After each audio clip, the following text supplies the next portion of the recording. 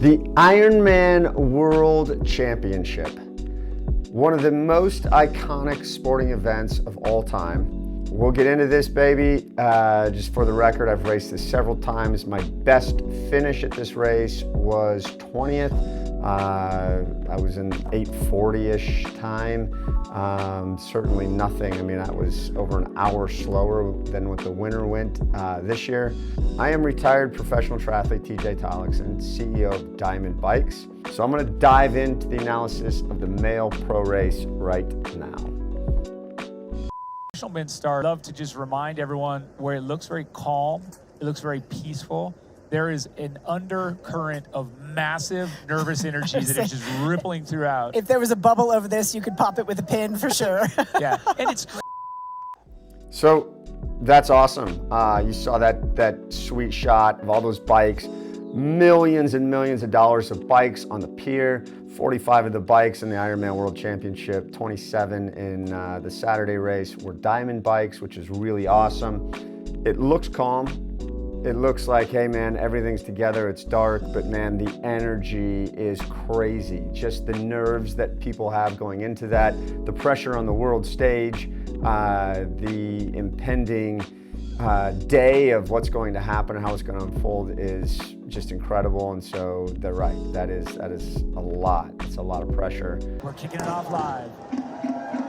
There it is, boom, cannon goes off. This is the first couple of strokes here. You don't think about anything. You're honestly just pushing, trying to find clean water. When you get out to a really good start, you have the ability to buffer and then know that you're in the thick of the moment. And then you basically don't have to swim through and fight through so many people. So it's advantageous to take advantage of the first 2 minutes. And so that was awesome. You saw that cool shot, the drone footage of two groups kind of splitting up. They're going to come back together. There's going to be lots of jockeying position. And, you know, sometimes it's really tough because a lot of it is you're just trying to follow the person in front of you. You're trying not to get battered. And there's a bunch of these positions that you're not actually even very aware of. And that's what happens when you're in a field that's this big. But man, the swim dynamics are all over the place. And it is a tough swim, especially from the tactical standpoint in the men's pro race. And you're going to see that here as we keep going. You know, there's this group of 6 that everybody was expecting to come out, and none of those guys thought Christian Blumenfeld would be able to come out of the water with them. And I'll tell you what, they're going to be in a world of hurt, or definitely a little bit upset to see that he's still with them. And he's bridged that gap, and the gap is, you know, often when an athlete makes the bridge, that gives another bridge for the athletes to come across with him, but he's maintained that gap. So I still think it's probably going to split, but maybe now behind Christian. But Sam Laidlow absolutely crushing it. Luke, an athlete like this, you know, he's not one of our pre-race favorites. What's his, why would he be pushing the pace? Why would he have the impetus to make sure it's fast? So that was awesome right there. You saw Matt Lieto just say that Sam Laidlow was not one of the pre-race favorites, and that right there is Sam Laidlow giving a big F you to Matt Lieto, saying, hey, I am one of the pre-race favorites. You should have known that from my last World Championship race.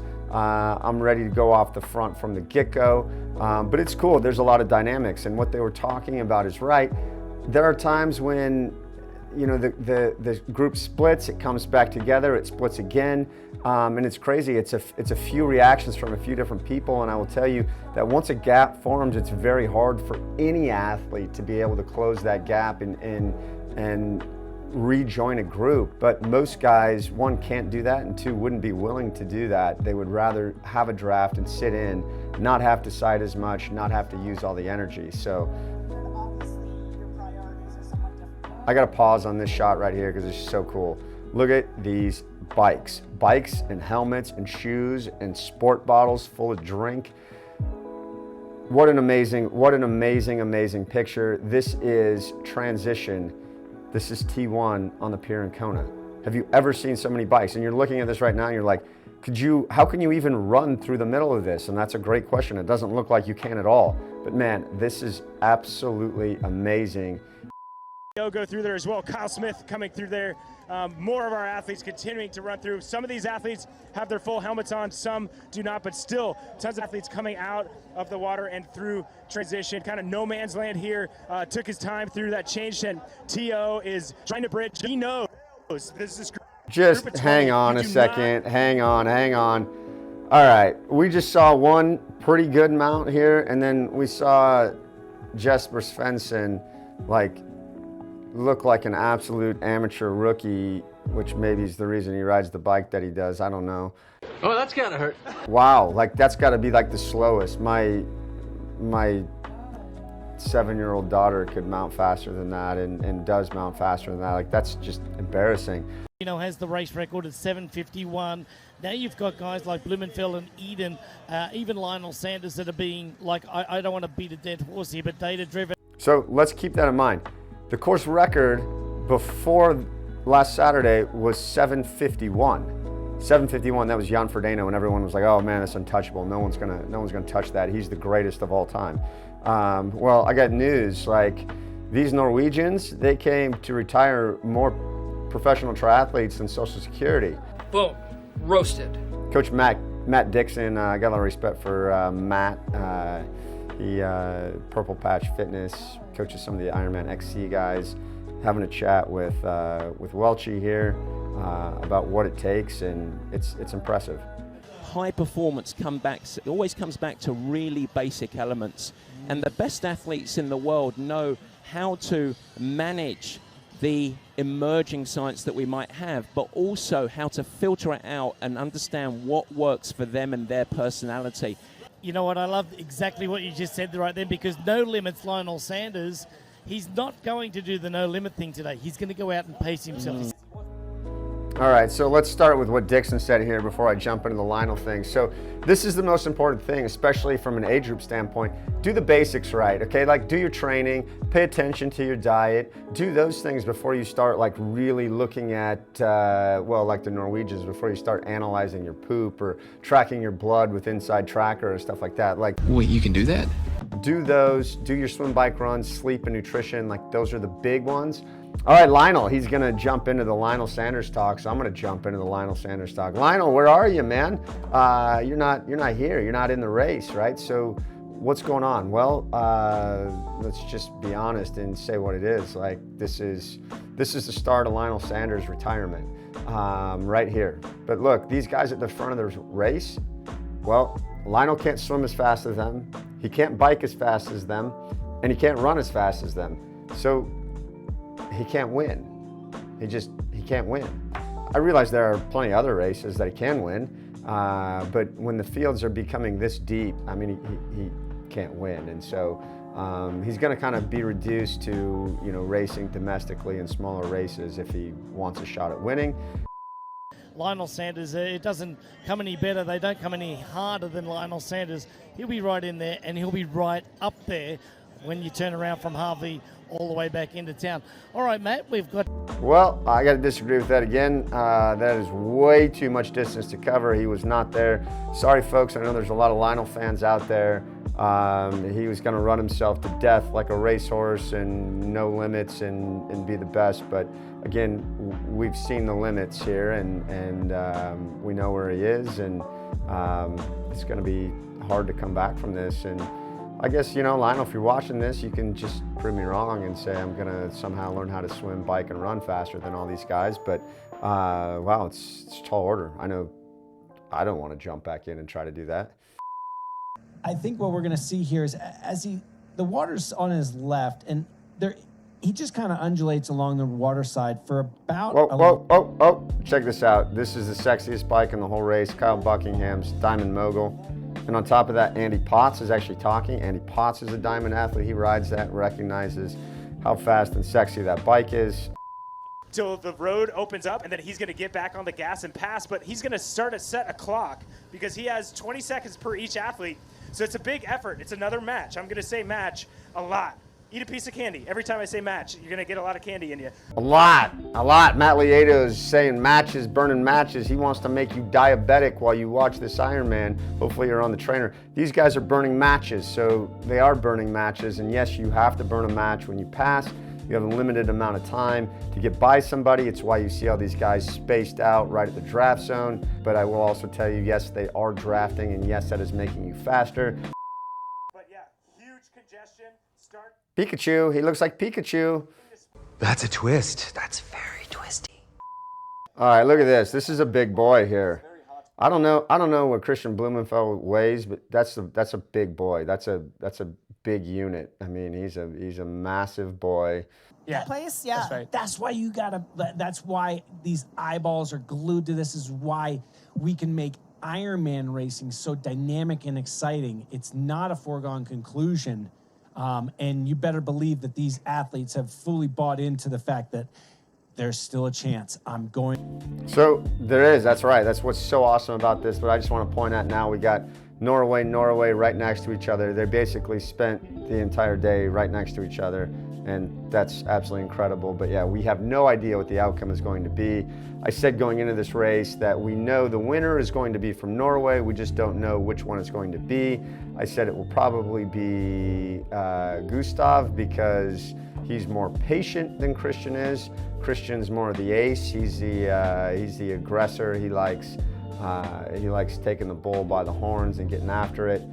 Here's transition. Again, that's one big unit on the run. I don't know how many kilograms he is, but that's a big unit. There he is, folks. Christian Blumenfeld. I mean, you've seen it. Like that guy right there is bringing all kinds of popularity to the dad bod all over the world. He's doing great. He's letting everybody know that, hey, you could be a world champion with double-digit body fat numbers, that you can look just like a regular dad out there, even if you're only 25 years old, and still crush it. I joke about this because, you know, they talk about how these guys left nothing, no stone unturned, do all this research. Well, they forgot one thing, right? They didn't read one thing, which is Matt Fitzgerald's book on race weight, because that actually really matters. If I'm gonna say what's Blumenfeld's biggest mistake, it's not being at the appropriate race weight. Yeah, and that's how he looks when he runs 240. I mean, we saw this in Texas. Oh my gosh, he doesn't look so whatever. He ran 240, but the bottom line. Laidlow doesn't look like he's going to run that fast, but man, he's actually running fast. He's laid low all day. Fly as Sam Laidlow is going to get a good look at the competition as they make their way around the final turn at the farthest part on the course right now. So Eden in second and Blumenfeld in third. And Mike, we're going to... What a cool shot. I just got to pause right there. This is so cool. This is iconic Hawaii Ironman. This place is super hot. This is the Energy Lab. They say it, you've heard it a million times, dreams are made and broken in the Energy Lab.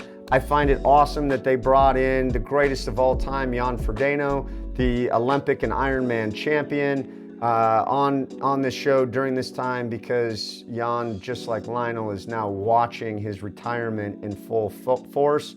Yes, he's over the hill, he's over 40, as am I, and he's watching some 20-some-year-olds do this at a pace that has never been done before, and he's got to be thinking, man, it's going to be tough to try to come back here and race these guys next year.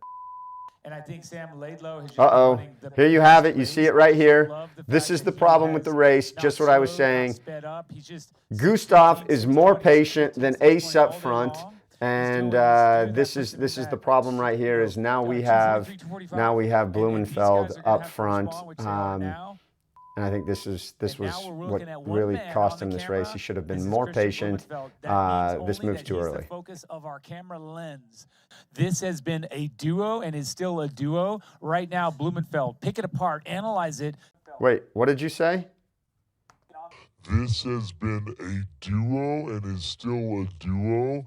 A duo and it's still a duo. Wow, I saw those guys someplace else. I knew when they didn't separate from each other. I knew I've seen these guys before, and now it just clicked. G and Ace, they are the ambiguously Norwegian duo. Norwegian? They've got this. They are a duo. They've always been a duo. They will continue to be a duo.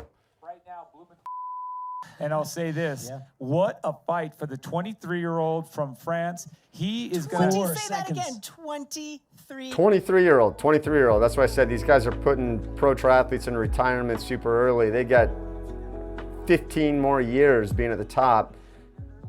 30s to be good at Ironman, and we have a 23-year-old and a 25-year-old That's right 2 now. seconds. That's what 2 seconds looks like right there. 2 seconds. That's going to evaporate quite quick. Evaporating despite super what, quickly. The water that stays The in Hawaii. response, This the one's pass. This is the moment. Is now. 22 miles Gary, I mean, into this Gustav local is run now in the course. lead. He is Gustav solo. needing a pat on There the is a back, man in a between thumbs them. up, and It is a now high a five. Norwegian Talk about sandwich sportsmanship. with the Frenchie in the middle. Demolished the course Just crazy. record. Absolutely nuts. Demolished the run course Well record. done, Gustav. This is one of the best performances of all time in any sport. I'm impressed. I'm in awe.